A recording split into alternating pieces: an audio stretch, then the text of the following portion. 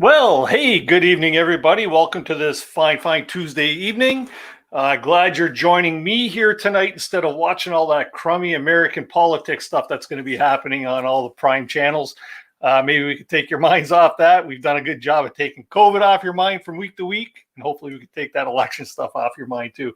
My name is Dennis. I'm your host for tonight's show, Canoe Hounds Outdoor Adventure Show, which is a show that brings you closer to the great outdoors by bringing you hot topics and, of course, the outdoor personalities and people that you enjoy watching on YouTube.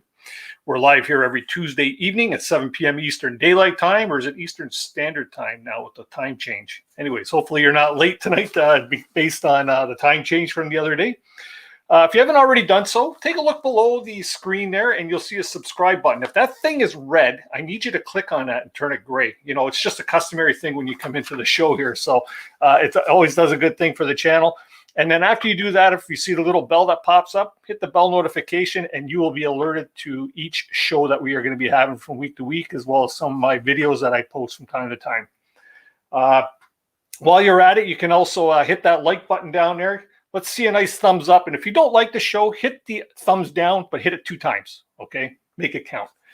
Anyways, let's see here. We got a few things that I'd like to touch on here before we get into tonight's topic. I'm sure many of you are here because you're hearing about Project Canoe quite a bit of late. And we're going to be learning a bit more about that tonight and how beneficial it is and what it takes to get this organization and keep it going. But before I get into that, I really do have some exciting news. I got a few things that I'd like to share with you, and pretty cool thing. On November 1st, I made an announcement on Facebook that as of 6:23 a.m., I had a new paddling partner, and just so happy to announce, and many of you knew this, but my daughter gave birth to 7-pound, 5-ounce Oliver. I have a new canoe partner, and that's him. And we're going to get him in training very soon so he can get out there with his papa and get out on some adventures. So, yeah, you'll probably see a little more of this little guy when time comes along. But, yeah, so I'm so proud. Much praise and thanks to my daughter and my son-in-law for, blessing our family with this this precious little gift. I'll tell you, man, there's nothing better than being a grandparent for the first time. From the way I've been feeling anyways, it's a really nice thing. Enough of the family stuff. I just want to do a special shout out and thank you to all my supporters, the ones that have clicked that join button down below, which is a subscription service to become a Canoe Hound Adventurer. Gets you some of the back end stuff that's involved with Canoe Hound Adventures, as well as some extra perks and benefits. If you haven't already done so at some point, feel free to click the join button, check it out, and see if it's something for you. If it's not, that's great, but it's a great way to support the channel, along with just watching my videos and, maybe picking up some swag and things of that sort. So it's always greatly appreciated if we do get some support in the channel. It helps pay for things like this, this platform that I'm using here to bring you the shows. And, of course, all the swag that we give back to everybody. That way there, it doesn't have to come solely out of my pocket, but I'd like to give back, as you all know. I also want to thank places or companies like the Backcountry Coffee Company for, giving me some coffee to drink during the show. It's really good not homebrew, but fresh ground roasted coffee. They're a local roaster in my area. Check them out. Their link is in the section below. And also other companies like Kid Products. You always hear me boasting about their Kid Twig Stove, which is, in my opinion, one of the best twig stoves on the market. It's very good. I enjoy it. And then another sponsor is or not sponsor, but another company that helps us out too is Great Signs and Graphics. They're responsible for, doing all these cool designs and shirts and hats and our decals, of course, and our soon to be coming Canoe Hounds Outdoor Adventure Show patches and Canoe Hound Adventure patches. You'll probably see that maybe next week. Hopefully they'll be done. And last thing here, I'd like to congratulate the winner from last week's show for the swag giveaway, the show with Tori Baird. Vic Martin correctly answered the question, where does Tori conduct her Paddle Like a Girl workshops? And of course, the answer to that was the Magnetawan River, which is very close proximity to where Tori lives. So that's very good. Vic, I'm still waiting to hear from your reply email. I've sent you an email. If you're in the chat, please do answer your email there so I can get all your prizes out to you. Everybody, I see the chat is really starting to populate there now. So hello to everybody that's in the chat tonight. We're going to have a good show for you. And once again, if you have any hot topics or questions or personalities that you'd like to see on the show, drop me an email at canoehound@gmail.com. Let me just get that up on screen for you right here. If you have somebody in particular you'd like to see, let me know. I've got some really big names hopefully coming up in the future. We're just trying to hammer down dates. That's the toughest part, is trying to get everybody in sync so that we can get these shows together with the people you want to see. So keep the ideas coming. My list is continually growing, but it's nice to have such a big list of people to choose from, and topics. I got a lot of great topics coming up in the future too. So that's very cool. And one last thing before we get to tonight's guest, as you know, this show is very interactive. So make sure that if you do have a question, put it in the chat over here on the the right-hand side. Yeah, over here. Anyways, put it in the chat there. Make sure you put the word question in capital letters. That makes it easier for me to see your question. Then I can put it up on screen for our guest and get them answered. Or you can wait until our swag giveaway at 8 o'clock, and I'll be inviting a few of you up on screen here to actually join us in the chat here or on the show, and actually ask your question face to face. Okay, so that'd be a great thing. Wow, that's that for that. So we are going to get into tonight's topic and guest. Founded in 1977, Project Canoe provides youth facing barriers with opportunities to build self-esteem, self-awareness, and self-love through the power of educational and therapeutic outdoor programming. Project Canoe's programs are intentionally designed to support youth in recognizing and building on their own unique strengths, forming meaningful social connections and raising their perceived limits of what they are capable of. Tonight's guest started with Project Canoe as a program director in 2017 and returned as an executive director in 2019. Her background is in program design that focuses on social justice, sustainability, psychological safety, and community connection. As someone who benefited immensely from outdoor programming and mentorship as a teenager, she believes wholeheartedly in the power of Project Canoe's unique and impactful approach to working with youth. She's constantly inspired by the incredible youth who come to Project Canoe. Please welcome to the live stream tonight, Gillian Burt. Hi, Gillian. How are you? Hey, Dennis. Thanks so much for having me, and hello to everybody watching. It's great to be here. Well, the pleasure is all mine. There's been a lot of buzz of late going on about Project Canoe, and due in part to somebody like Chris Prouse, who will be joining us later, bringing awareness to this whole canoe flip challenge thing, right? Mm-hmm. But let's start. Tell us a little bit about yourself, Gillian, then we'll get into Project Canoe. Yeah. So I was privileged enough to grow up in the outdoors. I was able to go to summer camp as a youth, and that was really helpful to me as a young person who was experiencing anxiety and depression and low self-esteem. Having really these formative experiences in the outdoors where I was able to experience an alternate version of myself and kind of recognize what I'm capable of, both as an individual and as a valued member of a group.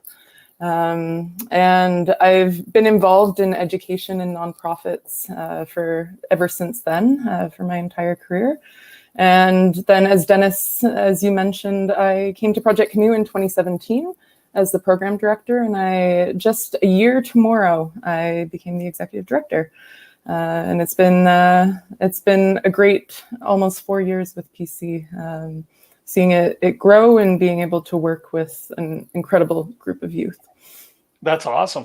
So let's get into a little bit about Project Canoe and exactly what it is. Like, let's start from the beginning. How did Project Canoe get started? What are the base foundation roots of this whole organization? Yeah. So Project Canoe was founded in 1977. And it was founded by a social worker named Herb Batt, based in Toronto. And Herb, like many of us, was an avid canoe tripper. And he was also a social worker. And he recognized the inherent benefit and therapeutic power of canoe trip programs. And so he and a group of other volunteers started bringing youth that they worked with on canoe trips.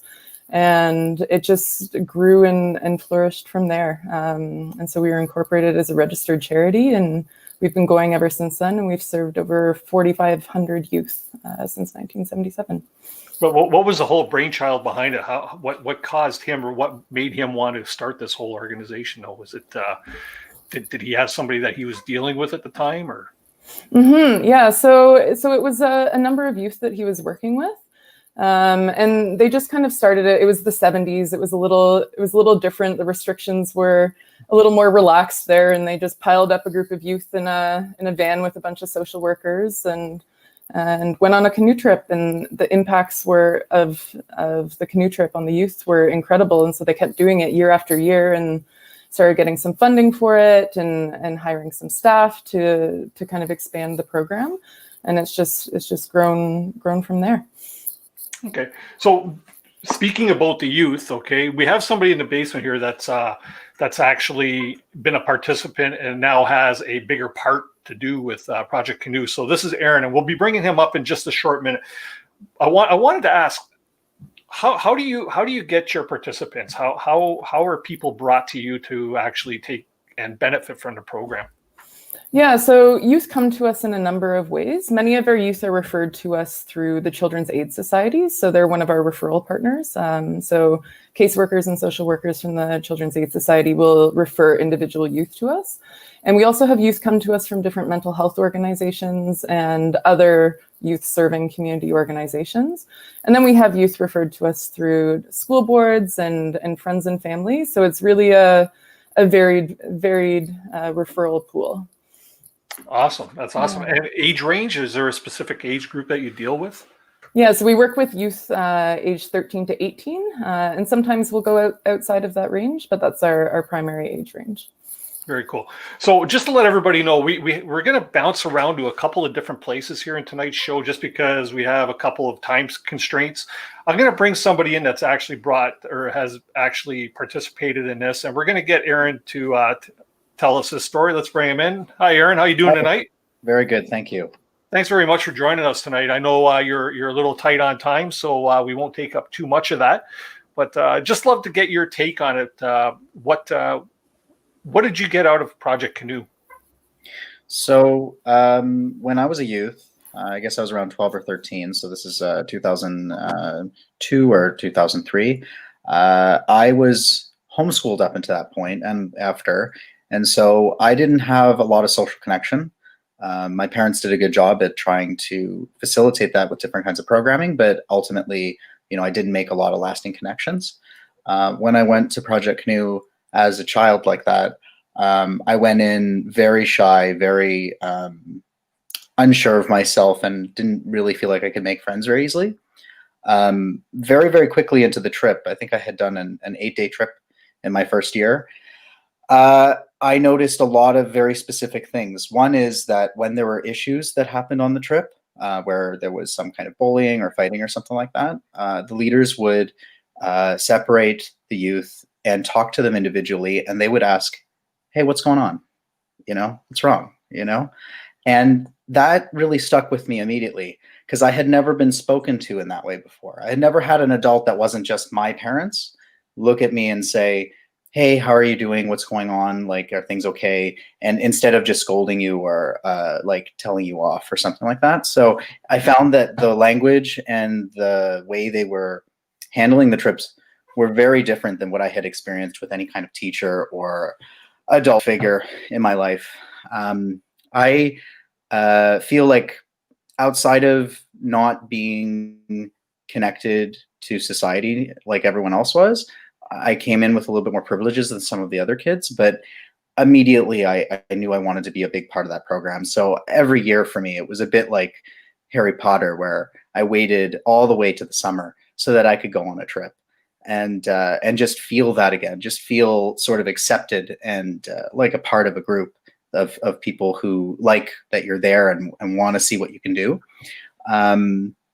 Many years went by, so about 2017 was my last trip as a youth, and then in 2018 I decided that I would come back as an intern, because I really wanted to be a bigger part of the program and be one of those leaders to actually help kids go through that experience, because I had never seen so many people connect that would never connect because they didn't feel like they fit into the right clique, or or whatever you really want to say. So I really wanted to be a big part of that. And it was a very life-changing experience. So every process that I had gone through with Project Canoe really shaped and changed the way I handle myself in society. And I am a big part of the outdoors industry now, just because I love being outside so much and being out in the wilderness. So I do a little bit of everything. Rock climbing, canoeing is my favorite sport because of what it can do for you. And I do think that because it's such a friendly thing to introduce someone to into the wilderness, you're sitting down for most of the time, and then you get these opportunities to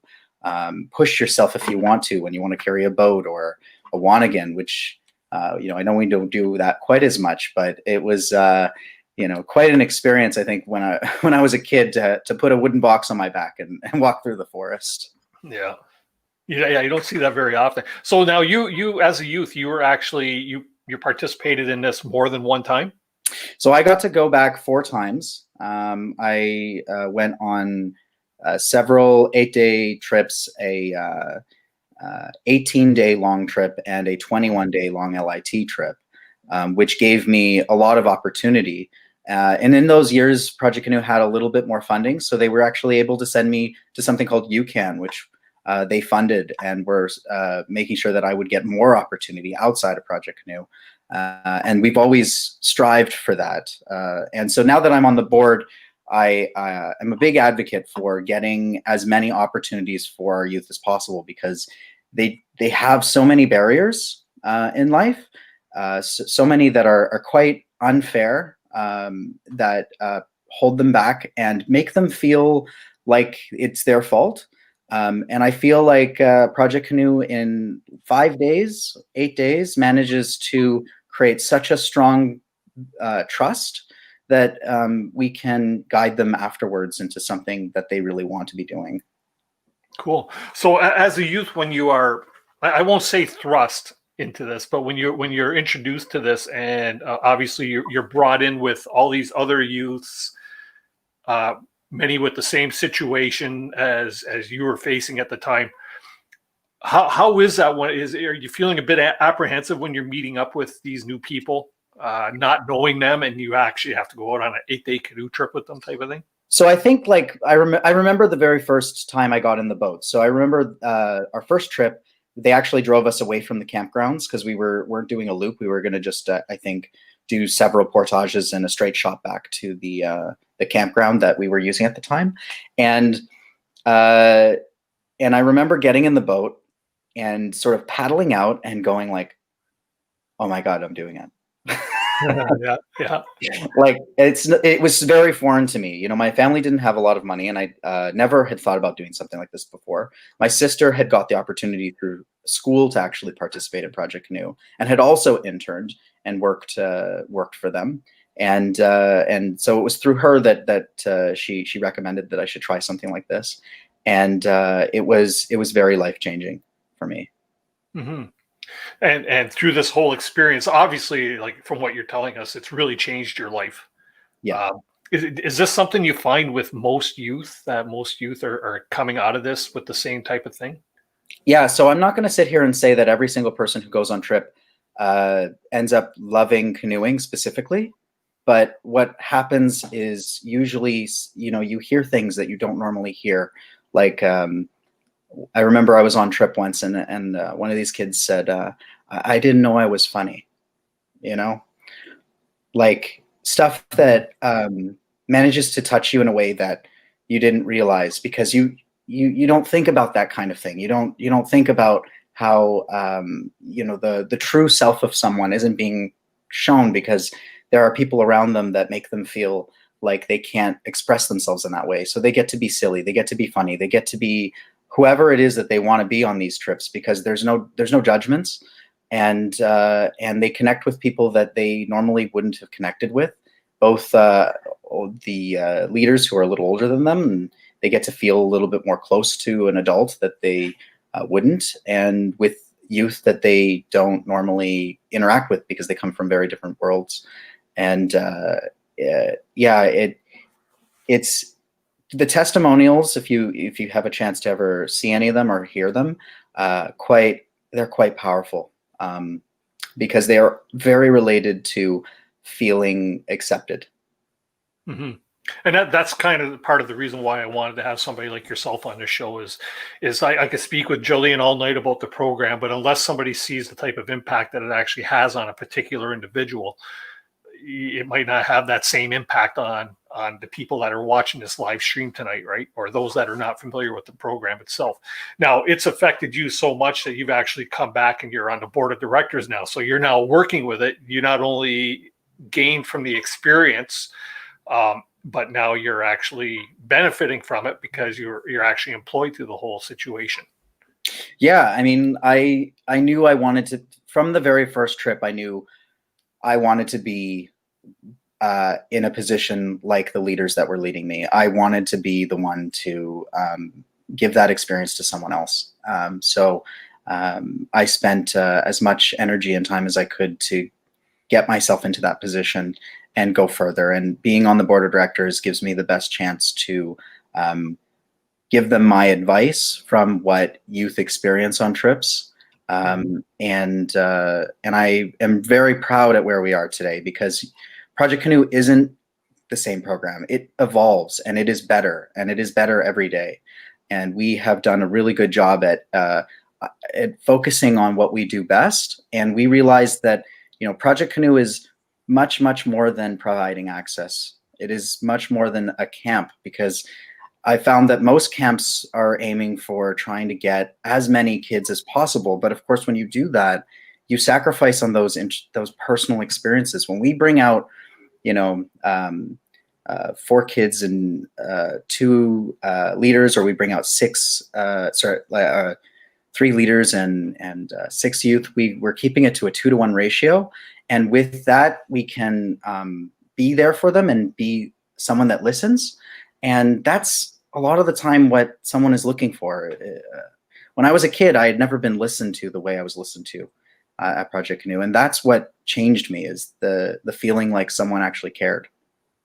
The feeling of making like that you matter, right?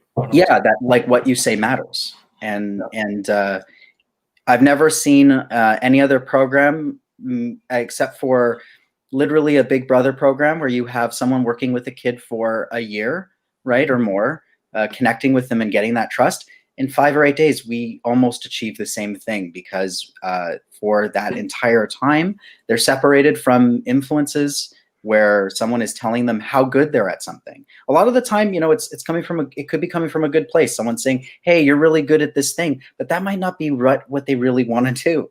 You know, if an overemphasis on someone's ability to play soccer or an instrument or something can almost make them feel like that's all they're good at.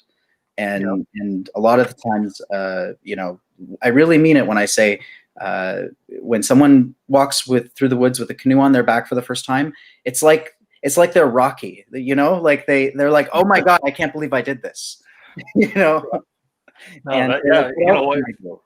Yeah, it's definitely, you know what, nature can really, like you say, open a lot of people's eyes. It has for me for many, many years, and many of the people that are in the chat over here as well. You know, they do it because it's something. It opens up a part of your soul that just makes you want to take in more and more, right? So there, I could see it being something that's freeing for a youth that has issues of some sort, or, you know, some sort of. I want to make sure I say this right, because I don't want to anger anybody. Any sort of disabilities that would normally make them not be able to face what they face, you know, whether it's facing another person or facing a challenge or their own self-esteem for that matter, right?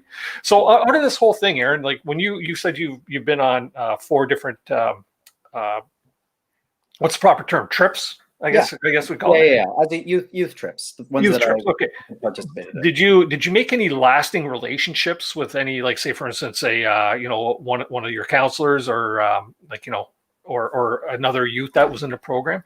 Yeah, I have one of my closest friends is from one of those trips, and we've been friends for like 17 years. Awesome. That's absolutely. And there's several employees over the years at Project Canoe that I have connected with. And Julie Markham is a very close friend of mine. and she has been a huge part of the program over the years. Cool. And at any point, were you one of the leaders, or were you just basically one of the participants? So when I was an intern, I was co-leading. So that was in 2008, and I was working at Project Canoe for 3.5 months essentially during that time. I got to lead 5 trips over the summer. They, trusted my abilities and pretty much had said, I had a meeting with our program director, and she said, Aaron, you seem to connect with all of the staff and all of the youth, which means a lot because we don't just put kids on a trip. People don't see the background on how much work goes into these things. The reason it takes us so much energy is because when we choose youth to go on a trip, we look at each individual youth. We see how they deal with their own problems and things that they struggle with. And we say, okay, who's going to have a good trip together and who's going to push each other? And then we look at the staff and we say, all right, now who in our staff also makes sense for this trip? We don't just say, hey, you take these kids and these kids go together. We put a lot of care into it. So it meant a lot to me when the program director basically told me that I could go on any trip that I wanted. That's awesome. That's incredible. Well, you know what? That's a great story. And like I say, the fact that you're still back in and working with this now many years later must be a testimony to it, because you've gotten something out of it and now you're giving back. So that's very good. I congratulate you on that. Thank you very much. Thank you. Yeah. If you're welcome to stick around for a bit. I know you have a prior commitment that you need to attend to, then that's awesome. But I will get in touch with you through Gillian after the show at some point during the week, and just to touch base there. So I would love that. Thanks very much for making time to do this for us. It's awesome. Anytime. Thank you. Thank you. Gillian, welcome back. Hello. Thank you, Aaron. Very inspirational. You know what? That's I'm so glad you were able to have Aaron come on the show and to give his take on it, because that's what I think it really needs, is for people to understand what the youth get out of this. And there's a lot of things that we want to touch on, and there's a whole awareness thing and how we get people to be aware of this. The one thing I want to know is, geographically, where is Project Canoe situated, and what areas do you cover? Yeah, so we're based in Toronto, and we run the majority of our trips in Algonquin Park right now. And the majority of our youth come from the Toronto area, but we have some referred to us from London, Ontario, some from Hamilton, some from north, like Sudbury. So primarily GTA, but around now, Southern and Ontario Aaron touched on the duration of these trips. Yeah. Generally, what is a typical trip that you would send a youth out on to benefit from this program? Mm-hmm. Yeah, so we have 3 different lengths right now. As Aaron mentioned, the program has grown and evolved, and we take evaluation seriously, and so we make adjustments as we go. Right now, our offerings are 5 days, 8 days, and then we have a 14-day leadership program. Wow, that's great. And do you find most kids want to go for the long haul, or are they happy with the 5-day or the 8-day? Yeah, so I think the 5-day is a really important one to offer, because it seems a lot shorter than an 8-day and a lot less intimidating to somebody who maybe has never gone on an experience like this, maybe has never left the city. A 5-day is a little more accessible and easy to digest for somebody who hasn't been on a trip before. So we'll usually have folks want to start with a 5-day, and then the following year when they come back, they might go for an 8-day, and then the year after that, they may be interested in joining the leadership program. And as Aaron said, we are very intentional about creating our trips based on our participants' needs. And so we could have a 5-day trip with a group of youth that have been on trip before, but they're coming back for a second 5-day, who might want a little more of a challenging 5-day. And so we'll design the route with that in mind. Mm-hmm. And same thing with an 8-day, if it's a group of youth who haven't been on trip before, and maybe don't have as much experience in the outdoors and want a bit more of a relaxed trip, we'll maybe build in a rest day in the middle of it so they can explore the campsite and the lake where they are. Right. And will you mix and mingle the newbies with those who have already experienced? Oh yeah. There isn't. We don't have a set. This is just for new people. This is just for return people. As Aaron said, we're very intentional about creating groups, and so it could be a couple of returning youth, a couple of new youth. And we get to know the youth. We have quite an extensive application process just so we can understand who they are, what they want to get out of the program, any sort of triggers they face or struggles they face in their daily life. We want to get a comprehensive picture of who they are in the application form. And then we actually sit down with each youth and their guardian one-on-one. So we'll meet with the youth and their guardian, and then just the youth one-on-one to get to know them even further. And we'll understand things like, what does being angry look like for them, and what helps them when they get angry, or what helps them when they get frustrated, and what they're excited about on the trip, and what they're nervous about, what their fears are in terms of the trip itself or being in a group of people. And so we really try our best to create the best possible experience for each individual when we create the groups. Cool, very cool. Got a question here from somebody in the chats, just asking, any plans to expand the program into other cities or countries? Oh wow, that's it's something that we don't currently have plans to do. We are quite a small charity. We're a very small grassroots efficient charity, and we're quite firmly based in Toronto. That being said, it's not entirely out of the picture, but no, not within the immediate future. Cool. Yeah, be nice to be able to expand, I'm sure, but yeah, one step at a time, right? Yeah. Are there other programs out there like this that you're aware of? There are similar programs, and we have we're friends with a lot of other organizations in the industry, and I mean, most folks in the outdoor industry are a pretty friendly bunch, and so we have our network of friends that we share ideas with and feedback, and so it's a collaborative effort in the industry. Mm-hmm. So now, when you do you go through the whole screening process, obviously, and you selected the youth that you want to bring out and to let them gain this experience, what's the first thing that happens? Like when it's it's trip time. What do the youth need? What do they need to bring with them? Where do they meet? How does that whole process go? Yeah, so once a youth is accepted to go on trip, they'll receive a package of information outlining a packing list and details on where to meet. One of the staff members from their trip will actually call them as well in the day or two leading up to the trip, just to see if there are any last minute concerns or needs, and to kind of create that relationship before the trip starts.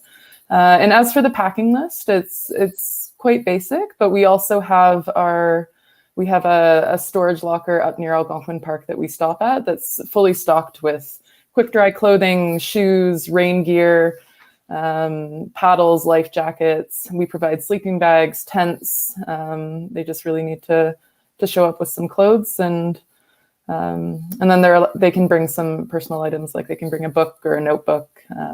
Yeah. Leave the phones at home, right? Yeah, the phones stay at home. We're quite strict about that. If youth bring phones on the bus, that's fine, but we'll just leave them in the storage locker. Cool. So then you arrive at the park, and is the transport is transportation provided for the whole group as one, like in a van type of thing, to the park? And yeah, so we have a big yellow school bus that picks us up at a designated spot in Toronto. We make sure that our pickup points are accessible by TTC. For those who aren't in Toronto, that's the public transportation in Toronto. Right. And then we'll drive up to Algonquin Park, and we really believe that the experience begins on the bus, and so the youth will meet the other people in their group, and they'll meet the staff members leading the trip, and the bus will be filled with talking and games and singing and that kind of stuff. And then we get up to the park. We'll get to one of the access points, depending on the time of year. We go to a variety of access points along the Highway 60 corridor. And we'll orient youth with, because many of our youth have never paddled before. We'll get everybody oriented with life jackets and how to hold a paddle and pack the canoes up. And we'll do some water safety stuff there as well, like a canoe over canoe rescue drill, and make sure that everybody's comfortable with that. And then we'll send them off. And I think the most incredible thing for my role, because I do lead trips from time to time, but I'm mostly in the city doing all the back end work, making all of it happen. But I try to get on the bus as much as possible to bring the trips up and then pick them up at the end. And the difference with the groups of youth on the way up compared to on the way down is just incredible. It's one of my favorite parts of this job. I'm sure heading there, it's really quiet, and on the way back, it's all chit chat and banter, right? Yeah. And just seeing the youth who I've met in the intake process, who are more on the shyer side and nervous about going on trip and are shy on the bus, just coming back seemingly different people. Very cool. That's great. It's great to see that type of experience being gained by people that can really use it. Heck, it's good for people that, you know, have both feet firmly planted on the ground. But for those that are unsure in life, and to gain an experience like this is it's an incredible thing. It really is. Aaron, I know you probably got to duck out, so if you feel free to click yourself out at any point. Want to move on to a bit of bringing awareness to Project Canoe. And there's been an initiative that's just recently been started. And we've got Chris Prouse with us tonight. We'll bring her up in just a moment, but I got a little video snippet that I wanted to play just before we bring Chris up. Thanks again, Aaron. You take care of yourself. Thank you, Aaron. And just everybody in the chat, watch this, and hopefully you enjoy this.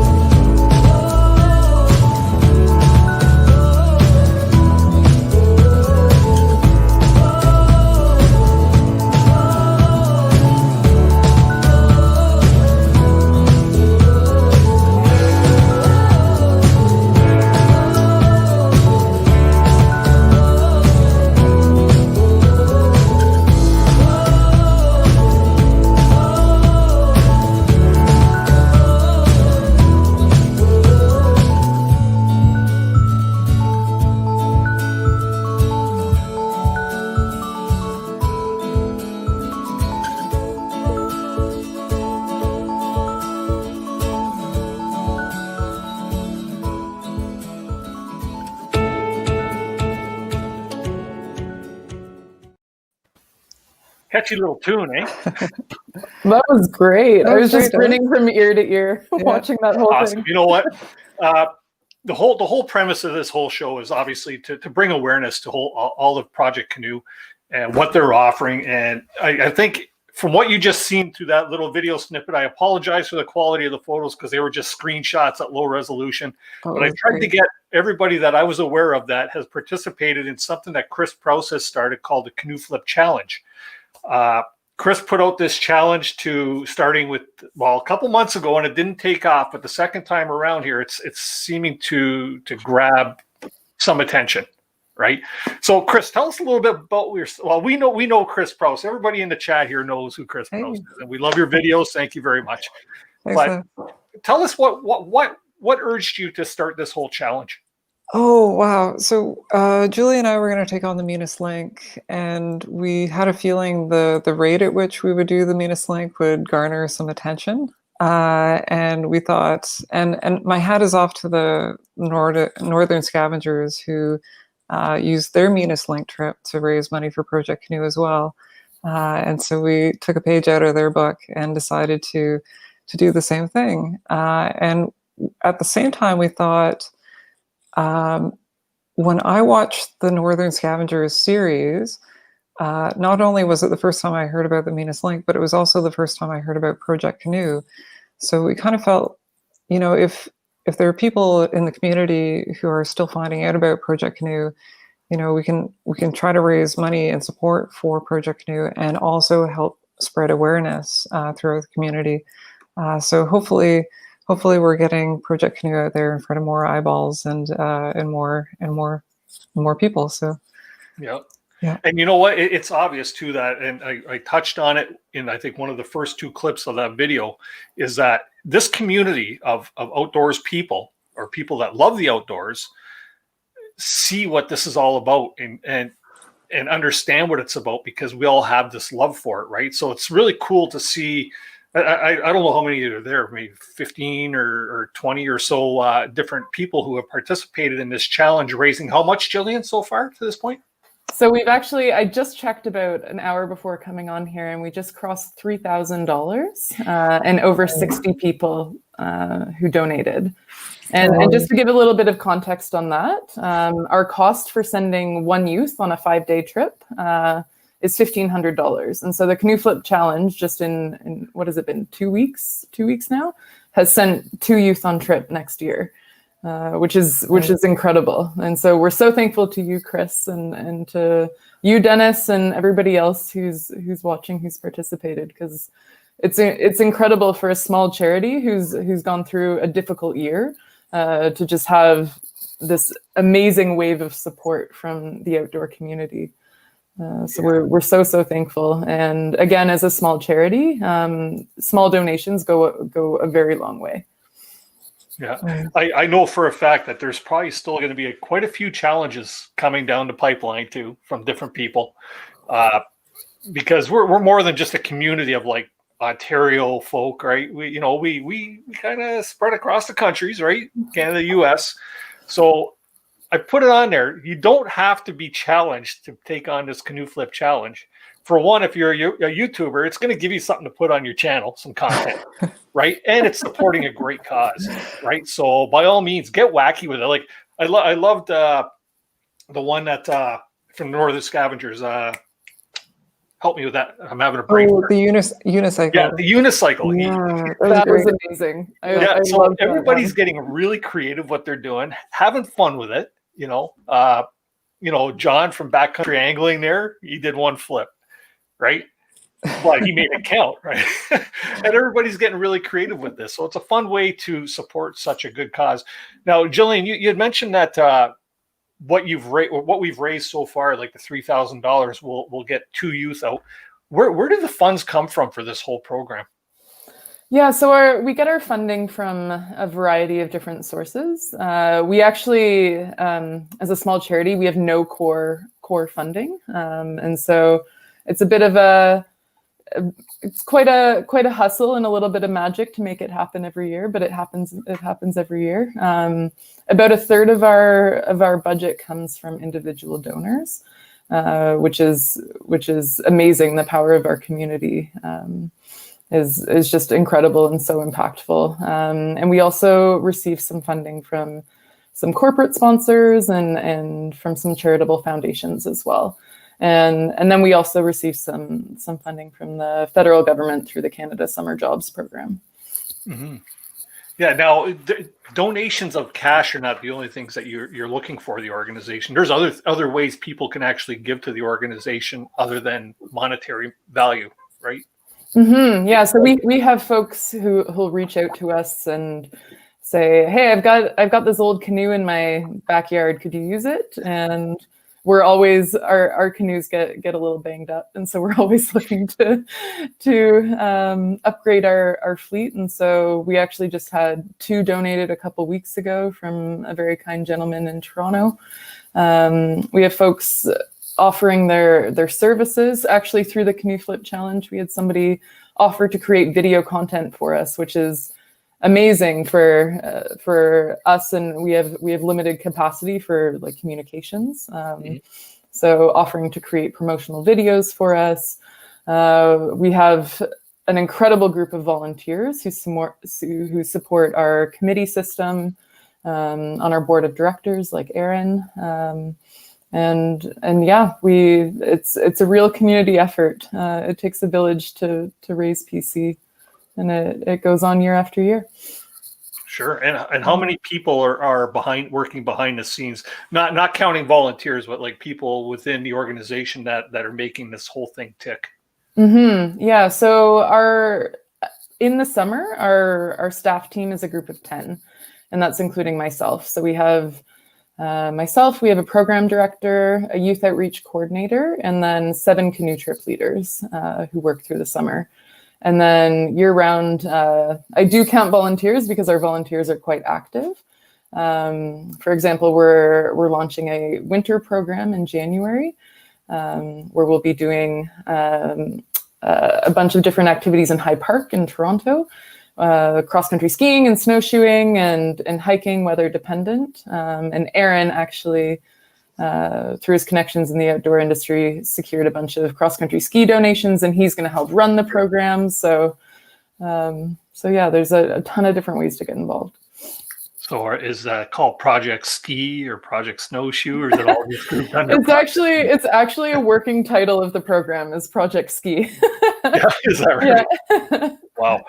So in the green room earlier there, when we were all having our chat before the show, Chris had mentioned that she was really hoping to hear some great stories. What can you tell us? Throw us a few good stories, inspirational things. Oh, so my favorite story is when I was leading a trip. And it was a group of youth. Many of them had never left the city before. And the first night we get all cozied up in the tents and everybody's ready to go to bed. And then I hear the youth tent, one of them unzip, and I hear rustling. And whenever I hear noise when I'm leading a trip, my ears, I have like elephant ears. I'm just waiting to hear what's going on. And then all of a sudden I just hear screaming. And so I get out of my sleeping bag and go out, and it's this kid who has never seen the stars that bright before. Oh. Yeah. And he's just screaming, looking up at the sky, just can't believe it.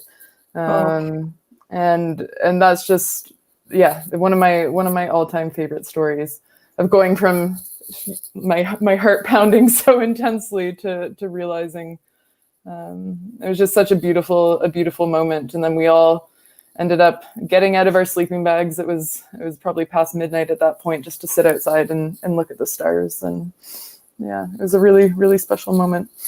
That is something that's really awe-inspiring for anybody that's never seen the Milky Way. I still get like that sometimes. Yeah. Well, yeah, same here. You know, who doesn't go on a canoe trip and say, I'm staying up late tonight because I want to see the stars? Yeah. Right? Everybody says that at some point. Yeah. So we have that, and then we also have we run some partnership trips with other youth serving organizations in Toronto, like with Boys and Girls Club, with YWCA, and we've run partnership trips with a program called Supporting Our Youth at the Sherbourne Health Center. It's for LGBTQ youth, and they're a little older than our general trip. It's for youth age 18 to 29, and we had a young trans man who came from Ecuador, and he was new in Canada, was finally able to live life as himself. And he came on this trip, and I was also leading this trip. And he looked at me one day as we were kind of drifting through one of those winding rivers in Algonquin, and he was like, "I feel like now I can finally be myself." And it was just one of those moments. We're still in touch with him. He's still involved with PC, but just recognizing the impact that this program had on his life and his ability to accept himself for who he is, and recognize that he has the acceptance of his peers, having gone so long without having that. It was just, it was incredible. Mm-hmm. So have you ever had anybody come up to you and just say, like, besides the story you just told, just to say, man, I'm changed, I'm hooked? Is it one of those things, or at the end of a trip, do you still find you have many that are still locked up inside of a shell? Yeah, I mean, as Aaron touched on earlier, like we would never claim to say 100% of our youth come out of a 5-day trip completely changed for the rest of their lives. We're part of like an ecosystem of support, and our programs on their own are also very impactful. And for some it is. Some it's a 5-day trip where it just shifts their perspective, and that's that. But for many, it's coming back year after year and staying engaged in different year-round programs that we offer, and also staying engaged in our partner organizations. Where I see, like, this summer, we unfortunately were unable to run trips as per government regulations. But we ran a virtual leadership program, and many of our youth in the leadership program had been with PC for as long as I have.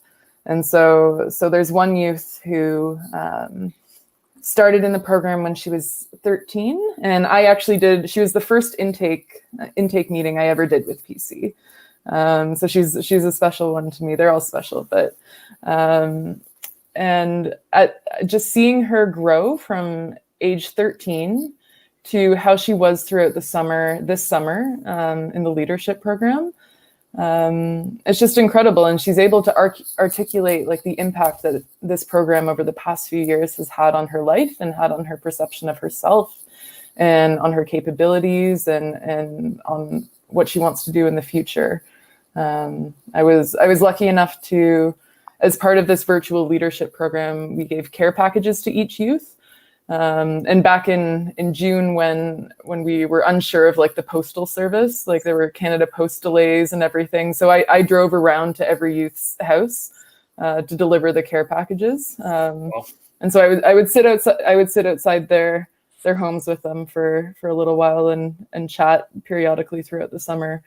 And listening to this one youth in particular just talk about how, like, as Erin mentioned, this was the first time that she really felt accepted and valued for who she is and valued for her contributions to the group. And yeah, so for her, it's changed her life. For many youth, it's changed their life and kind of raised their perceived limits of what they're capable of. Mm-hmm. Cool. What about the after communication with, say, for instance, the guardian or the parents of the individuals that are participating?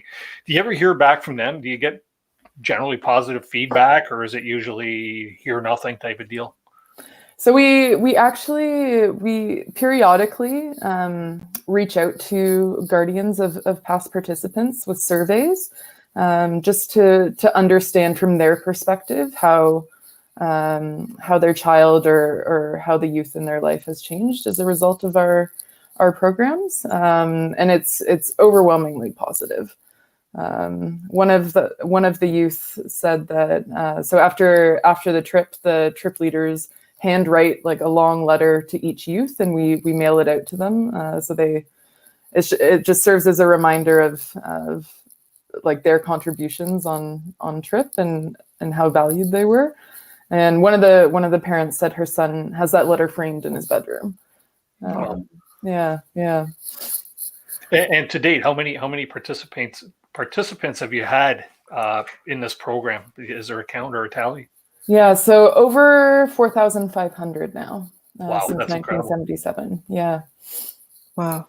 And Gillian, I'm kind of curious to know, what are some of the biggest challenges that Project Canoe faces? Yeah, so the big one definitely is funding. As I mentioned, we have no core year after year funding.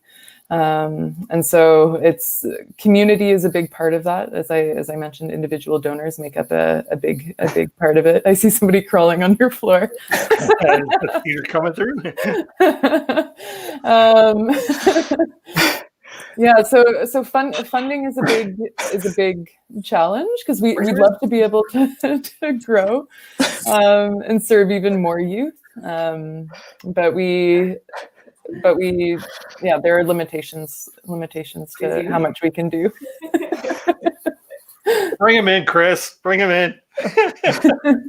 Hi, Julia. Hi. I don't know if Julia can Oh, Can you hear it? say again. We lost you there. Yeah, we can hear you. Hello there. Hi, Julia. Julia was just trying to get her book. Sorry. You know, No the show worries. is very informal, Chris. We're all good. It's How are good you to guys see you, doing? Julia. Yeah. Doing well, thanks. It's nice to meet you. Yeah, it's nice to meet you too. Thank you for the great work that you do. Yeah, and thank you for your support. Yeah. It was all this one's idea. Well, yeah, I had a lot of help from this one then, so. Awesome. It's a team effort, community effort, team effort. Yeah. So, Gillian, you were saying then that funding is basically the hardest hurdle to tackle, right? So, what would you say to people that if you had to try and convince people to give in one way or another to Project Canoe? Yeah, so as I mentioned earlier, giving to a small charity like Project Canoe, your donation goes a very long way. It goes directly into our program budget. As we've seen with the dollars, that's 2 youth who can go on trip next year, which is incredible. And I encourage folks to donate as a gift to a friend in the outdoor community in honor of a friend. Another very impactful way that you can support our work is to become a monthly donor. It's called the Firekeeper program. And so that allows, as I mentioned, we have no core funding. It allows us to plan a little better, knowing that we have that consistent revenue month after month. Gives us a better idea of what the year is going to look like. But again, whether it's $5 or $500, a little bit goes a long way with a small charity like ours. And so every little bit counts. We're a community-driven organization. Now, quick question about the youth that you do bring in. If somebody already has experience in the outdoors, they've already been on canoe trips, are they still open to be able to become a participant in this program, or are you just seeking people that have never done this before? Yeah, so we've had bye, Julia. Sorry, I don't mean to be rude, but this is going to be Chris's live stream tonight, and I'm going to have a little R&R. But it was really nice meeting you guys. Yeah, Thanks. nice to meet you. Take care. She had a long day and she just put Cedar down, so she's gonna take a little break. Yeah, I understand that. Yeah, so we have youth who have never left the city before, never held a paddle before, and then we have youth who have been to other programs and have gone on trips before. We've had a few cases where youth who have gone to other programs, but it just didn't sit well with them. The approach wasn't exactly what they needed, and then they came to Project Canoe, and it just clicked. And our approach to leading trips and working with youth was what worked for them. Excellent. Oh, sorry, my phone is ringing. Sorry. No Out worries. of curiosity, Gillian, what are some of the things that you've learned from running Project Canoe that are takeaways that some of us can integrate into our trips when we take friends and family into the backcountry? Sometimes I feel like we take people that we know who could benefit from the backcountry. What have you personally learned that we can take away and help improve how we bring people out into the backcountry? Yeah, so that's a really great question, Chris. A big part of what I think makes Project Canoe's approach so impactful is we really meet everybody where they are, and we'll design the experience based on where they're coming from, what they need, what they want. And so if you have somebody who's really nervous to go into the backcountry and hasn't done it before and is scared of using like a thunderbox and scared of not having a shower for a few days, you can take it a little easier. We also have a policy that sets us apart from many other programs, is the youth actually have to want to come. We will not accept a youth who is being signed up by a guardian against their wishes. They have to want the experience, because we believe that being forced into something like this actually creates a negative association with outdoor experiences. And so there have been occasions where, in the times where we have those one-to-one meetings with youth, and we actually ask, we're like, do you want to do this? And we've had occasions where they've said no, and we're like, okay, maybe next year, that's okay. If this isn't for you now, and we've had times where youth who said no one year, we kind of just said, see you next time, and they came back the year after. Yeah. So to answer your question, that was a roundabout way of answering it. But yeah, just meeting people where they're at and finding bits about what they're interested in and kind of amplifying those pieces. Like if you have somebody who's interested in plant ID, make sure you bring a book about like the plants of Algonquin Park, for example. Yeah. And if they're nervous about going into the backcountry, how do you ease them into it? Like what is Project Canoe's approach to taking people in? Yeah, well, we tell them what to expect from like the basic side of things. We'll let them know ahead of times, like you will not have a toilet, you will not have a shower. You'll be sleeping in a tent with 3 other people. Just kind of like laying out what a typical day looks like, and that's part of the application package and the acceptance package that they get. Just kind of a little rundown of what it looks like. And they also, each youth signs a commitment as part of the application, just outlining that they will contribute to the group and they will make other people feel safe, and they won't do anything to anybody in the group that makes them feel unsafe, and they'll try their best and they'll carry things on portage if they're able to, and yeah, all of that. Yeah. So we really try to, I mean, there's no way to fully explain what they're getting into, but we do our best to like qualm some of the most common questions. Yeah. And what's like the biggest transformative story you've experienced or witnessed, in the sense of like somebody who is just like, you know, one end of the spectrum when they go in, and then when they come out, they're like transformed? Yeah. So there was another youth who was in our leadership program this summer, who has been with PC for as long as I have. And he faces a number of barriers in his life, from socioeconomic barriers to he also lives with some learning disabilities as well. And he was completely disengaged from school and not in regular, like the regular school program when he came to PC, and didn't have any friends and wasn't really engaging socially. And then year after year he came back, and then I went out to his home this summer to deliver the care package, and ended up sitting and chatting with him and his mom outside their house for like an hour and a half, and it was just amazing hearing from both of them. And he graduated high school.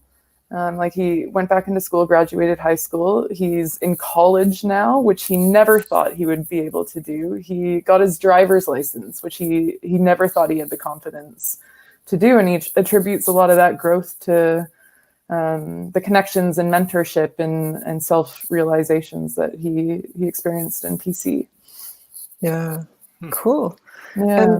How long does it generally take the experience to transform somebody out there, in the sense that, like, I know I've heard people like Kevin Callan say, like, you have to at least go for, like, say 3 days. But do you notice like a stage in the trip where, like, things start to change? Like, what is the ideal trip if we're trying to get our friends and family out there and transform their lives? Yeah, so we have 5 days as our shortest, because for us a 5-day trip is actually a 3-day trip, because day one is Right. driving to the park and day 5 is coming back. And so we find that those 3 days of like actually being on trip is the minimum entry point. Yeah. Like I've personally, like this summer I went on a short trip in Algonquin Park for 2 days, and it was great. I had 2 nights in the park. We just went out to Burnt Island for 2 nights. But it definitely leaves you wanting more. Yeah. And in terms of like forming those social connections and kind of getting into the groove of things, it needs, I think 5 days is a minimum trip. Cool. Got a question here from Mark, and it's going to lead into kind of another question that I have too, is have you met any challenges with the program that some schools have met in having the outdoor programs, that they're not constricted on activities?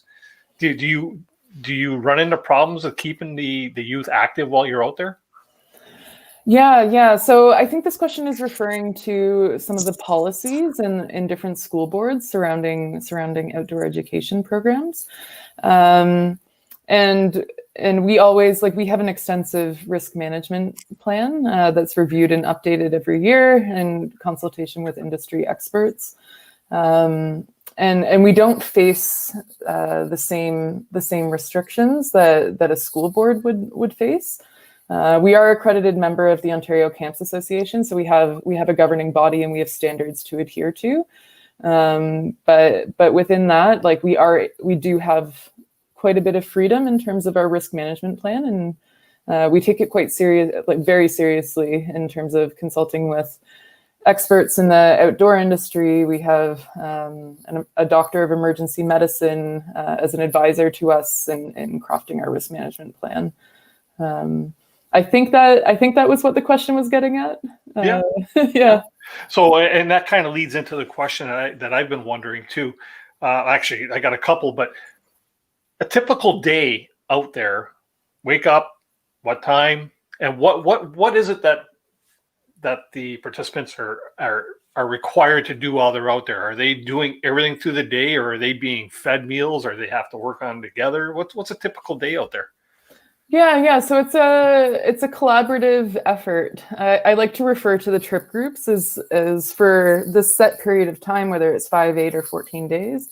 It's a little micro community that has to function together, and that's where natural consequences come in.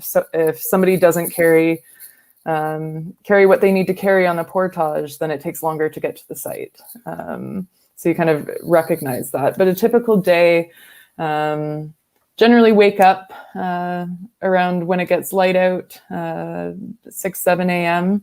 The staff will get up first, and the staff will generally get breakfast ready. Dishes are a collaborative effort. Everybody will help with taking down the site and packing up the boats, and we'll start moving to the next site. Generally plan our routes to have a mix of paddling and portages. If we have one long portage, for example, we'll set up a shorter paddle. So they're generally out for about 5 hours in the day. And that includes a break for lunch, and if you see something cool along the way, they'll do a little hike or check something out, and then they'll arrive at site and set up site and play some games and swim if it's nice out, and explore the site. And then making dinner will be a collaborative effort as well. Doing dishes will be a collaborative effort. We believe in challenge by choice, collective responsibility, but also challenge by choice. If there's a youth who really wants to, I want to learn how to build a fire, and then we'll support them in building a fire. If there's a youth who has no real interest in building a fire, but really wants to chop vegetables, then that youth can chop vegetables. As long as all of the rules are being fulfilled, and there's a big element of fairness there. It's very youth driven. And we believe in giving a lot of power and autonomy to the youth and how the days are going to go and how the trip is going to go, because there aren't too many opportunities in their regular life where they get to take part in collaborative decision making in an environment like that. And what about evenings by the campfire? What generally happens there? Is it just general chit chat, or do we do the Kumbaya song right by the? Yeah, we have songs. We have different games that we play. It also our staff, our canoe trip leaders. Year after year, we just get an incredible group of staff, and so some will bring face paint on trip, and they'll do face paint with the youth or watercolors. Some will bring a guitar or a ukulele on the trip, and we have a multi-talented group of staff who will bring their own elements to it. Is it generally the same leaders that come back year and year? We do have returning trip leaders. It's a mix every year, returning and new trip leaders. And what does it take to become a trip leader? Or I have to ask. Yeah, we will be hiring soon. We ask that trip leaders have experience working with young people, of course, and preferably the youth demographic that we work with. Mm-hmm. The certifications we require are Advanced Wilderness First Aid and Bronze Cross at a minimum. One new thing that we're implementing next year is a certification subsidy program for folks who have faced barriers to accessing employment in the outdoor industry, because those certifications are quite expensive. And beyond that, we hire for the group, not for individuals. So we always get an incredibly talented pool of applicants for our canoe trip leader positions. But we want to create a group that is balanced and brings a wide variety of skills to the table. And so many times we've hired people who have an incredible ability and background working with youth, but have never gone on a canoe trip before. And we'll hire them as a canoe trip leader because they're so aligned with our values and our philosophy. And we're like, the hard skills can be taught. But having those soft skills and values alignment is really, really important to us. That's awesome. And one more question before we get to our swag giveaway, where we will then open it up, see if anybody else would like to come in and ask questions of you, Gillian. This is a question that I knew was going to come up, and if it didn't come up, I was going to ask myself, if you ever had a youth tap out on a trip, and how do you deal with that? Yeah. So we have every summer there's at least one. There's not too many in a given year, but again, we're big on youth need to want to be there. Mm-hmm. We'll never force a youth to stay on trip, and so our staff all have satellite communication devices. And so if a youth really wants to leave the trip, I mean, the staff will are trained to talk through it, and hopefully that youth will want to stay. But if they really don't want to stay, then we'll get them out. Right. And have you ever run into that though? Has there been a situation where somebody said, I want out of here? Yeah. There have been a few. There have been times where I get the call at 7 p.m. on a Friday night, and I'm up in Algonquin Park by 11 a.m. on a Saturday. Gosh. Yeah. Wow. And you know what? Before we get into the giveaway, I got one more here from Matt Hahn, who also was somebody who did a canoe flip challenge. Do you keep the same age? Yeah. Do you keep the same age of youth in the groups? If not, how do you find a relationship between the youngest and the oldest? That's a great question. So we generally do group youth according to age. So we'll have try to keep like 13 and 14-year-olds together, and 16 to 18-year-olds together. But then there are times where we'll mix them, and our intake process really helps with that. where we're getting a really clear picture of each youth and their background and their needs and their preferences and their goals for the trip. And so sometimes there will be a 16-year-old who would really work well with a group of 14-year-olds. And so we'll group them together and it will work. Very good. And okay, I said one, but one more. what about gender? Are they mixed groups? Are they co-ed, or is it typically males with males and females and whatnot? So it's typically separated, but we do run some co-ed trips. Again, it depends on the youth. Like sometimes we'll create a co-ed trip just because of availability, and we know that these youth would work well with each other. And we offer co-ed trips on partnership trips as well with other youth agencies. Excellent. Yeah. So again, a mix. Cool. Okay, so we're past 8 o'clock, so this show's going quite quickly, actually. I know. I'm just looking at the time. Like, how did that happen? So we're at the point now where we're going to do our swag giveaway, which we usually do around 8 o'clock. And at this time, if anybody would like to come up and ask a question of Gillian, myself, or Chris, feel free to do so. I'm just going to pop the link into the chat right there. Of course, if you do want to come up and ask a question, don't be shy. We'll try and limit it to one unless we don't get too many people in the basement. But just be sure to shut off your YouTube volume and just go by the StreamYard volume. So we don't get that feedback thing going on. Anyways, for this week's swag giveaway, going to be giving away, of course, my regular Canoehound Adventures and Outdoor Adventure Show decal pack, and I'm going to be doing a baseball cap as well this week. And that's going to go to the winner of the question. Once again, what you need to do is please don't put the answer in the chat. What I need you to do is I need you to email me your answer, and we will be selecting from the correct answers on November the 7th, which is this coming Saturday at 11 o'clock. And we'll select the winner that way, just like we have for the last bunch of weeks. And this week's question is, who helped me do my canoe flip challenge, and how much did I raise for Project Canoe? In order to get that answer, you have time. You don't have to know the answer right now. All you need to do is go watch my canoe flip challenge. You'll find that on my channel, of course. That's the one with the big canoe that says Canoe Flip Challenge on it. Go on there and you have to tell me who helped me do my canoe flip challenge and how much did I raise for Project Canoe. It was a lot of fun shooting that video, and we'll just leave it at that. And you can send your answers. A lot of fun watching it too.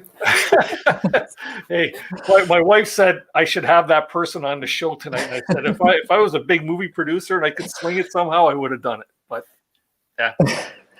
Because him and I are really close, close, right? So, but anyways, you can send your answers over to COASprize@gmail.com. That's Canoehounds Outdoor Adventure Show prize@gmail.com. Get your answers in. We've been getting a lot of great answers. Well, obviously the right answers. We've been having a lot of people participating, sending in their answers, and we do a random draw on Saturday night or Sunday morning, and make sure we get the prizes out to the right person. So I'll leave that question going across the bottom there for a bit. And like I said, if anybody wants to jump up and ask any questions of Gillian, Chris, or myself, please feel free to do so. Let's see here. I'm just going to... We have nobody down there yet. Everybody's really shy. I think everybody's really shy. Or you could still continue to put your questions over here in the chat, right? I was going to say, I would love to hear more stories. Yeah. More transformative stories. Yeah.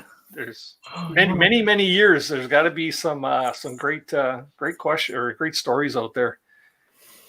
Yeah. So this is a trip. This is a secondhand story. It was a trip I wasn't on, but it's one of my favorite stories that I heard from a group that came back. So it was a group of teenage boys, age 17 and 18 on trip. And it was an 8-day trip. And on the third night of trip, one of the boys who suffers from anxiety and depression had a nightmare, and it really shook him, awake, and he couldn't get back to sleep, and he just couldn't stop thinking about the the people that were in his nightmare. I think they were chasing him. And so the other boys were incredibly supportive to him. They ended up getting outside of the tent and creating some sort of ritual banishing dance to get rid of these figures that were in this boy's nightmares. And so if you imagine just a group of 17, 18-year-old boys like doing these crazy dance moves in the middle of the night, in the middle of the forest in Algonquin Park to support one of their co-trippers. I picture that image in my head, and I think it's just such a special representation of the type of community we try to build on these trips. Nice. Yeah. Who's the longest running volunteer that you've had for the program? We Obviously, there's have a probably lot. somebody that's devoted themselves to it, right? Yeah, we have a lot. We have some board members who have been involved since for over a decade. We have some former staff alumni who have been involved. I'd say the longest off the top of my head, and if somebody's watching this who's been around longer so, can contest this, I'm sorry. But our medical advisor, he was a canoe trip leader in, I think, 1992. And now he's an emergency doctor in Brampton, works in a hospital. He was on the board for a while, but he still acts as our medical advisor, and he comes in and trains our staff every year. And he's also my go-to person to call if I have a specific question or a risk management concern. So he's been actively involved in PC for decades. Excellent. Yeah. Excellent. You know what? There's a lot of people in the chat tonight that actually did the canoe flip challenge. Oh yeah, awesome. I would love to hear from a few of them if they would be willing to come up on screen and tell us what made you think of doing it the way you did it and why you did it, just to add a bit more to this whole thing. We do have somebody down below, and he is a regular on the show. Can anybody guess who's sitting in the green room right now? I bet you can, Chris. I'm going to say Kevin Callan. Oh, welcome, Kevin Callan, to the chat. Hey, How you Kevin. doing, Kevin? Hey, Kevin. It's nice what's to up, see Kevin? you. Hey, Jillian, how you doing? Doing well, thanks. It's great to see you. You're still employed. That's a good thing. It is a good sign. we're still running. We're doing well. It's fantastic. Yeah. Dennis, I giggled. I spit my tea out watching your super. Yeah. You needed cables to lower you down, or a jet suit or something like that. But If I had another week to produce it, it might have happened. Yeah. Chris, looking at all the flip challenges, what was the most creative? Oh gosh.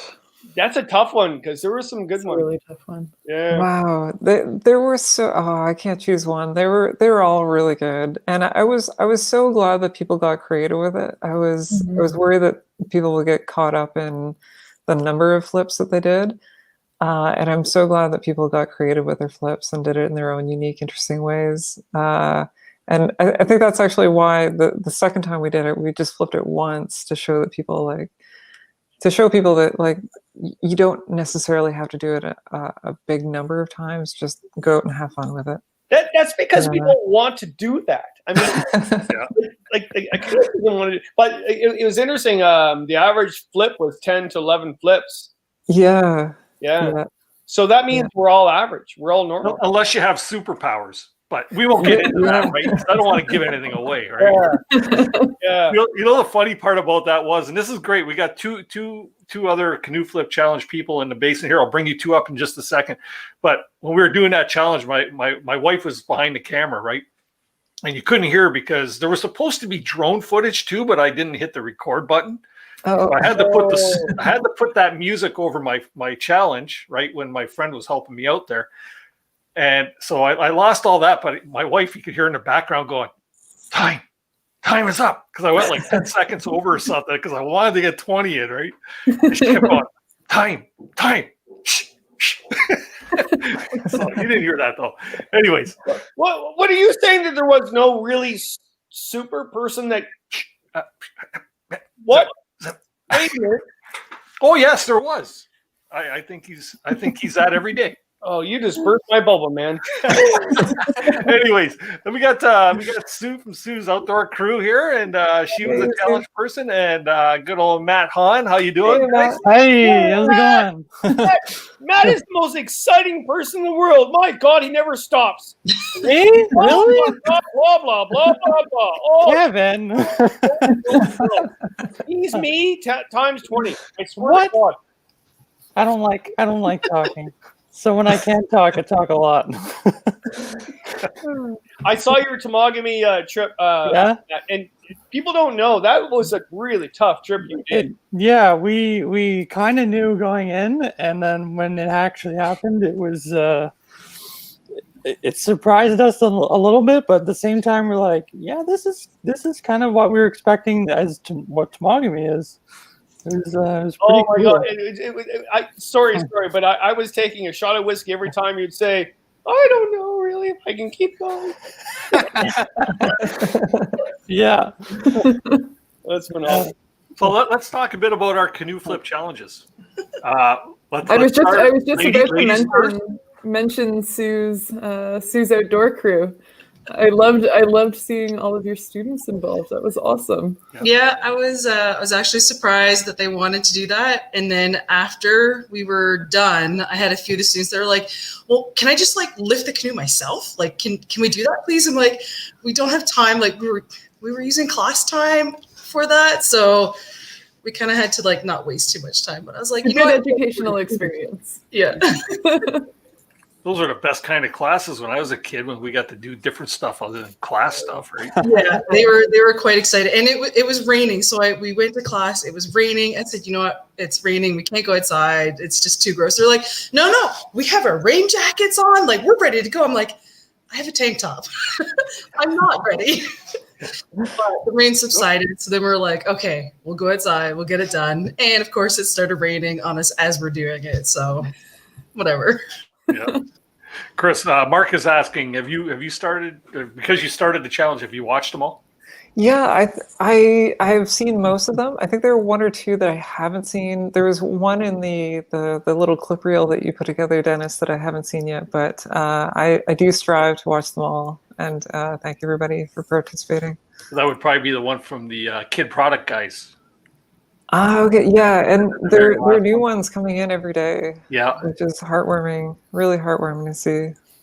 That's why I say this community. You know, it's amazing how I get the compliment all the time how this live stream is great because it brings the community together, right?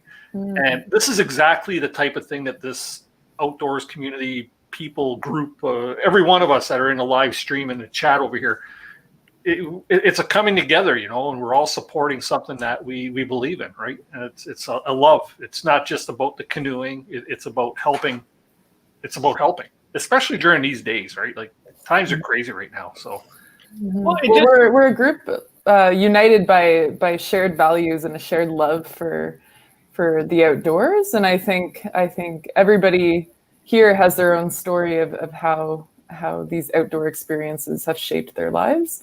And I think it's been beautiful to watch over the last couple of weeks. People recognizing how important these experiences are to them, and how important it is to them to offer them to those who don't otherwise have the experience. So thank you to everybody for participating and spreading the word, and for supporting PC. It really means a lot. It's the least we could do. It was fun. So a question for Matt there. You're probably one of the heaviest canoes that were flipped in this challenge. 90-pound big piece of canoe, right? Yeah. So how did you feel the next day? My back definitely hurt. Like that Temagami trip, I lost 10 pounds in 7 days. And that was all muscle lost because not because we didn't bring enough food, but just because I don't know why. Like I literally put my pants on and put my belt to its normal loop, and I was like, whoa, okay, I need to go to the next loop kind of thing. And I was like, so I did that challenge. I mean, like it's a couple months later, but COVID and everything, no gyms, sitting at home. And after the second flip, I was like, whoa, like I'm dizzy now kind of thing.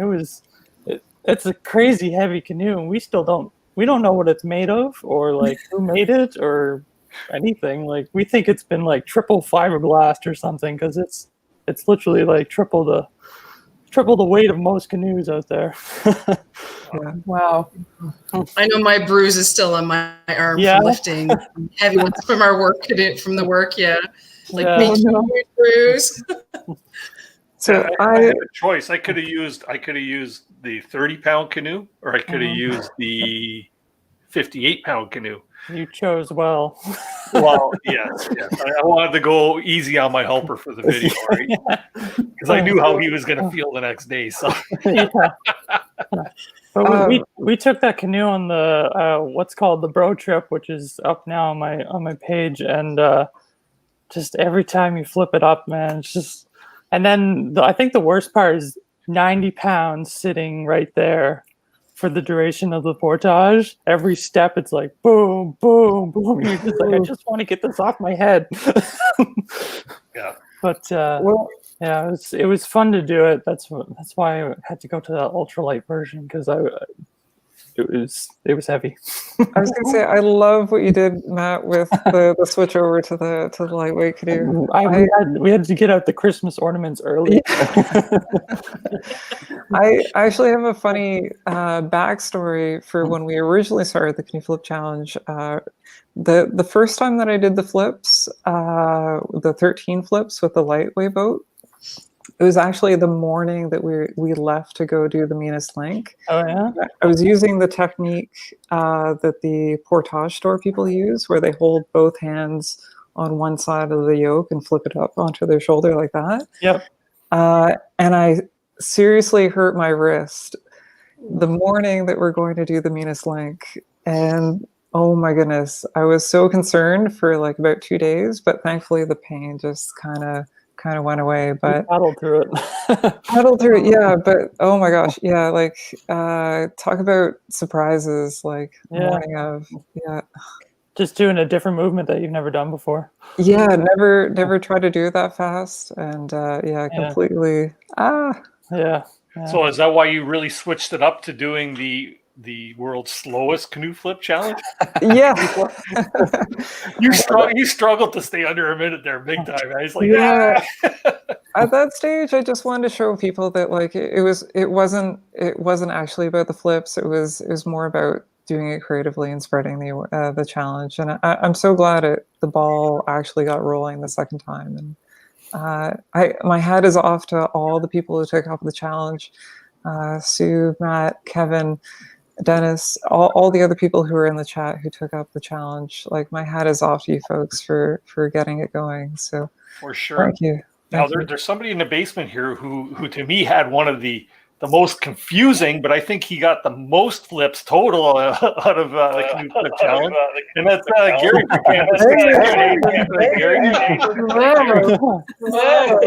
Hello. Yeah, I'm not sure what my count was. 1,000 or something like that. I lost count because there was a big waterfall behind me, and that just threw me off. That's awesome. It actually took me longer to drive there than what to paddle up to the waterfalls. Yeah. So you don't know what your final countdown was. Well, somebody else told me that it was 28, but my canoe was like about 1.5 pounds or a couple ounces or something. The wall behind me, my canoe's hanging up.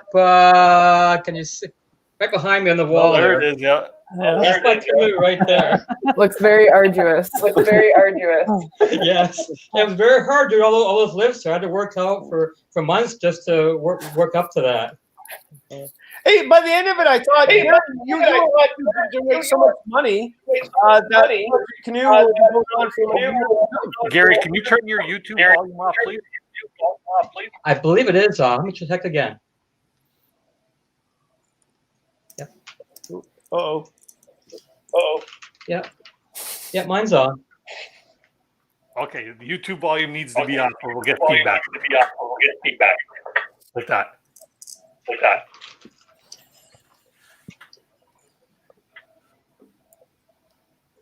Got that? Got that? Nope.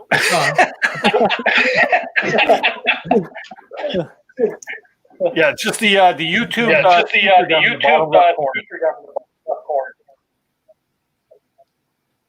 He can mute his mic while he asks a question.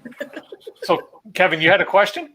No, I had a comment. I just saying that the amount of times that Gary actually lifted the canoe, a Project Canoe could go on for like trillions of years. Yeah, for the amount of money he raised. Like, yeah. Yeah, definitely. It would make a huge impact for us all the way through to 2025. Yeah, because Gary should be wearing the cape, not you, Dennis. That's what I'm saying. That's You keep giving it away, Kevin. That's okay. The more correct answers we have, but they still need to know the correct name. True. Right? Yes, they need to know. And it's very evident on the phone call I made there. So that's all cool. So you know what? The unique thing about this challenge for Project Canoe is that it didn't just stay within this area. We had a few American who actually participated in this. Avid outdoorsy guy, Cool Quest. That's team CANOEHOUND'S, I think they call themselves, Canada, USA, right? So it's actually crossed the border. And in one case with Avid Outdoorsy guy, it also extended to where he also included a charity that's very close to him as well, being an autism charity that he's very fond of as well. So it's kind of bridged a few different things, Canada-US border. It's also bridged a couple of different charities. So that it's kind of a unique thing that I say this whole community of outdoors people comes together, right? I think it's a neat thing. I really do. That's more of a comment than it is a question for anybody. Just in case you're wondering, right? I have a question for Gillian, if that's okay. Yeah, sure. So the original, why I came on here is I would like to know your first trip with Project Canoe. Because I'm sure that you were quite nervous and just as nervous as the campers going out. And I just want to know how it went and were there any mishaps and things you learned?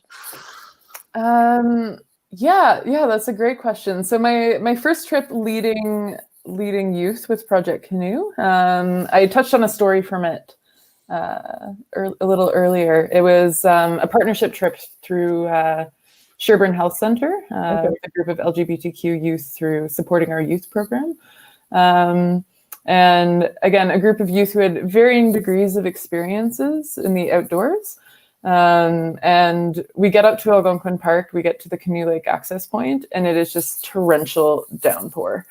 And everybody's spirits were just really low. And we were that upstairs part on Canoe Lake where there's a bit of a gazebo. So we were just sitting there and waiting it out. And we were playing games and getting to know each other and everything, but it was really hard to keep people's spirits up because this was their first impression of what the next 5 days were going to be like. And they're like, what have I gotten myself into? But then we hopped in the boats as the rain started to light up. It was still coming down, but at a point where it was safe for us to go, and we also had to get to the site before it got dark. And so we're paddling, and again, I'm trying to keep everybody's spirits up, and people are marveling at the beauty around us. And then we were camping on Joe Lake at that point. And so we finished the portage onto Joe Lake, and we bye Sue. And we rounded a corner as we started paddling to our site, and there was a rainbow over our site, and it had started to clear, and it was getting towards dinner time, and we were all soaked to the bone. But it really, that set the tone for the rest of the trip, and the rest of the trip was beautiful and sunny, and everybody had a really, really good time. So it was nice to see it go from 0 to 100 really quickly, and that rainbow was just so symbolic, and we had delicious warm chili waiting for us, nice. Which also helped with the spirits.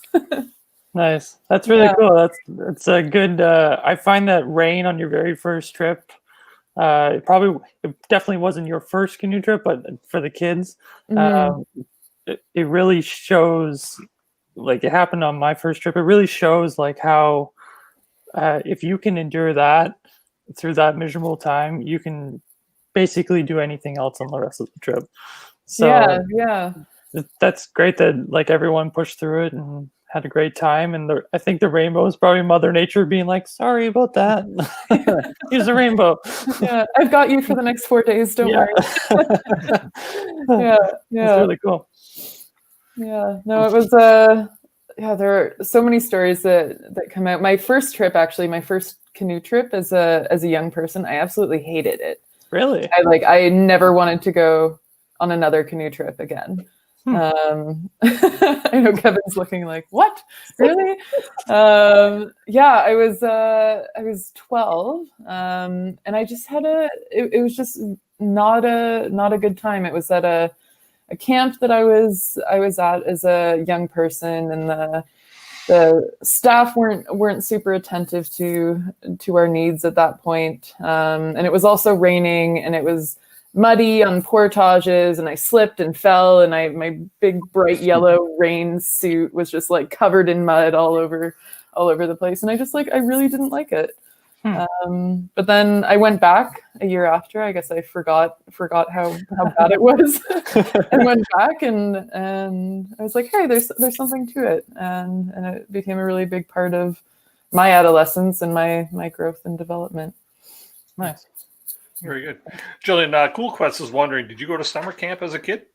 I did. I had the privilege to go to summer camp as a kid. And again, a huge part of my growth and development as a human, and these outdoor experiences got me through some really tough times as a kid. I was what you would say in many ways like an at-risk youth, engaging in some unhealthy behaviors. I was struggling with anxiety and depression, and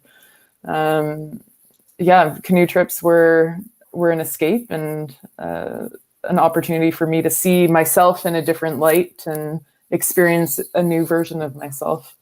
And I'm very thankful that I did. Excellent. Well, to everybody that's in the chat tonight, I'm just wondering, has anybody in the chat ever participated in this program themselves? Has anybody ever been a participant? If you have been, put a number 1 in the chat. Just curious. I usually ask a quick little survey or something throughout one of the chats, but this one just kind of popped into my head. Anyways, there are, like I say, numerous canoe flip challenges out there, and it costs you nothing to watch these things. But you know what? There's some serious entertainment value on there. Look up canoe flip challenge or hashtag canoe flip challenge, and check out some of these videos. You won't be disappointed. There was also notably a time over the summer during this whole COVID thing where Kevin had a great interview with Gillian as well, one of the fireside chats. I encourage you to check that. Wait! It was a T-side fireside. T-side chat, yes.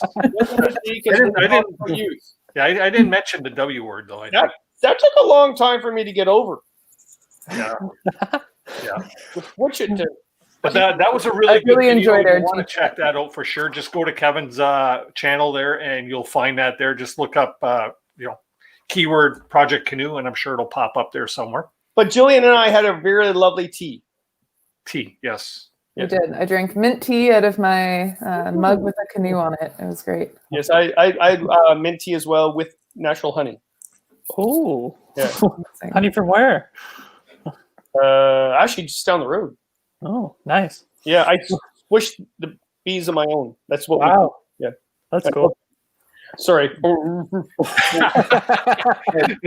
if anybody in the chat has any more questions for Gillian regarding Project Canoe, put them in now. I'm just gonna ask Gillian, what would you like to close with? What would you like to tell the people out there? Yeah, I'm just so thankful that the outdoor community has really rallied around us over the last couple of weeks, and thankful to Chris, of course, for being the instigator of this whole movement, because it's been a tough year for many people in the outdoor industry.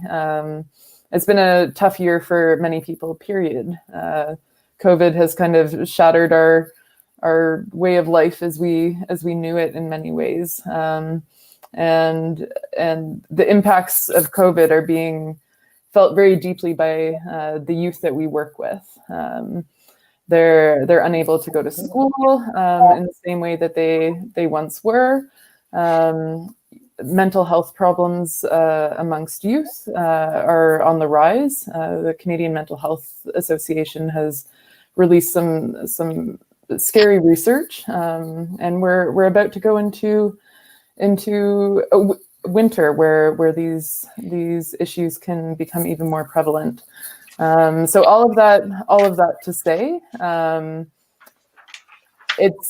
it's a really good time to be supporting an organization that is supporting youth and meeting them where they're at and getting them outside and active and connected. We don't know what next year is going to look like next summer in terms of regulations and everything, but what I do know is that we'll be outside with youth in some capacity, helping them recognize and realize the best possible versions of themselves. And so all of that to say, thank you so much to everybody for your support. And I'm also an open book. If you want to reach me, if you have any questions or ideas or just want to say hi, my email is gillian@canoe.org, and I'm always happy to hop on the phone and share more stories. This group needs a lot more money, guys. Like, I don't know if Gillian hasn't talked about the history of it. Like, you used to have a camp in Temagami, a base camp, and you don't have it anymore because of funding. Like, we're saying some great things, and we're a great community, and we'll help, but we need to spread the word because they need help. If you don't get these kids out there, God help us all, okay? The magic will happen, and Gillian will help that out. So you guys are not doing well, okay? So we need to get more money than what we're doing. So flip those freaking canoes, okay? Yeah. Gillian, one final question before we get ready to pack this up. How has this pandemic affected Project Canoe over this past summer? Yeah, in numerous ways. It was quite scary in March and April, just unsure of different revenue streams. Many corporate funders had to freeze their accounts and revoke their pledges just because they weren't sure what was happening on their end, and some foundations had to pull back, and it was like we were entering an economic crisis for all of us. Many people lost their jobs, and it was a difficult and very uncertain time, and we made the decision quite early on compared to other organizations that we would not be able to run a full summer program. And then it was confirmed at the end of May, where the Ontario government said no overnight camps, which we fall into. And so for the first year in our 44-year history, we weren't able to run canoe trips, which was devastating. But what we were able to do is we ran a really impactful virtual program. And I was nervous to run it because trying to build community with a bunch of teenagers on Zoom compared to trying to build community with a bunch of teenagers in the transformative power of the outdoors are very different tasks. But I'll admit that I underestimated our youth on that front, because we really just built something really special over the course of the summer, and the community rallied around us, and individual donations increased, and some new foundations supported us. So yeah, we're hanging in there. I like to refer to PC as we're small and scrappy. We always get by, and we're very used to delivering high impact with few resources. But more resources means even bigger impact. Sure. I just had somebody pop into the base. I was going to get ready to pack this up for the evening, but I was mentioning one of our American counterparts. This is Ethan from Avid Outdoorsy guy, and he's the one that sort of crossed the borders, and he also crossed the charities, right? Because he has something near and dear to his heart as well, and rightfully so. So your challenge was quite entertaining. Looked a little. Oh, it's your shorts! Oh, it's your shorts! I just like to point out that my canoe, out of all the challenges, by far was the heaviest canoe. Oh yeah. 5 people to lift it. Yeah, those poor guys on the end, they got soaked too. Oh yeah, he got soaked. Yeah. That was fun. And Ethan was one of the fellas I challenged, along with a couple of others. One I know is going to be coming up very soon because I was speaking to one of my nominees, right? And the other one I'm still waiting to hear back from him once again. But you could tell who they were if you watched the video. But Ethan was the first one of my challengees to do it. Thanks, appreciate that. Yeah, Thank you, Ethan. What, Kevin? I don't think Kevin said anything. But I think that was me. I said thank you. Okay. I'm trying to like pay attention to everyone, and my eyes are all over the place. But Abbott, do you have your shorts? I do somewhere in the laundry, maybe. I don't know. Well, it's probably good they're in the laundry. Okay, but yeah, watch the video. Great shorts, love them. Oh yeah, thanks. Appreciate it. Yeah. So what I'm going to do here, just before we close up, I want to play that video one more time so everybody can see basically the thumbnails of the videos that were done. If it's okay with you guys, I'll show that really quickly, and then we'll pack the show up for the evening with some closing statements. But enjoy the video once again.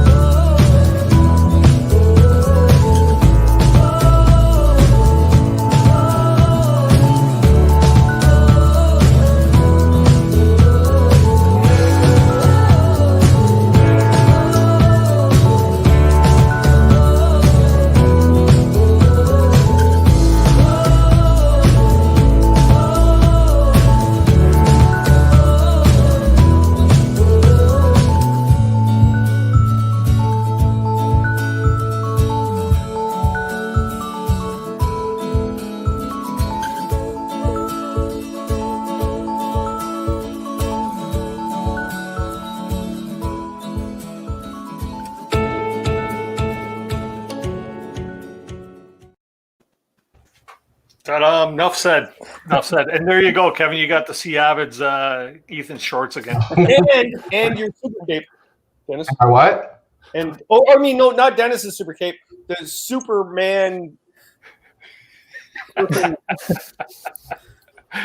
All good. Well, you know what? Robin, So anytime. check out some of these videos, by all means. Like I say, go back, check out Kevin's video with Gillian there, bringing more light to Project Canoe. All the information for Project Canoe is down below in the description. You can get to their website to get more information. As Gillian had said, she'd be more than happy to answer any of your questions through her email as well. Read about it on the website, get to learn a bit more about it, and by all means, go to the far right-hand section of that page and click on that donate button. And you know what? Any amount, I'm sure, is beneficial to help this whole organization and the good things that they're doing for the youth that could really use this. Let's introduce some new people to the outdoors because we all love it. We see the benefits of it, and let's do that as well. Yeah. Gillian, thanks very much for participating tonight, taking your Tuesday night. You're welcome on the show at any time to let us know any progress or anything like that. So feel welcomed at any time. Thank you so much, Dennis. This has been awesome. And thank you to all of you who hopped on the screen as well. This has been like having an evening tea with a bunch of friends. There you go, Chris. Kudos to you for starting this whole movement, because I'll tell you, you really opened my eyes to it. My first time hearing about Project Canoe was probably like a year and a half ago, but didn't really understand what it was all about until you started this, and you've done a good thing here. Thanks very much for what you're doing for the community.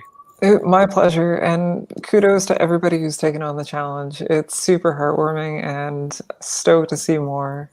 Yep, all these people and those of you in the chat. Anyways, everybody that's watched the show tonight, thanks very much for participating on our Tuesday night.